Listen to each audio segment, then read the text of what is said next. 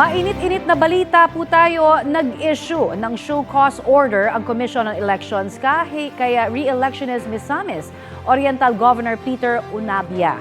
Kaugnay po yan sa mga naging pahayag ni Unabia habang nangangampanya siya noong nakaraang linggo. Sa kanyang talumpati, sinabi niyang dapat mga magagandang babae lang umano ang pupwedeng makakuha ng scholarship sa mga kursong medikal. Itinuro din umano ni Unabia ang mga maranaw na sangkot sa karahasan doon noong nakaraang eleksyon.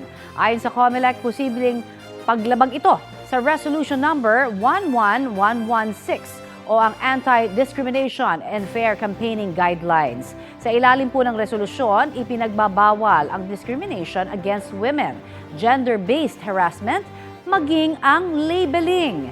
Binigyan siya ng 3 araw para magbigay ng paliwanag mula sa araw na matanggap niya ang utos ng COMELEC. Sinusubukan pa naming kunan ng pahayag si Unabia, pero nauna na niyang sinabi na distorted at out of context ang mga kumalat na video. Anya, layon lang ng kanyang mensahe ay para magbigay alam kaugnay sa issue ng seguridad.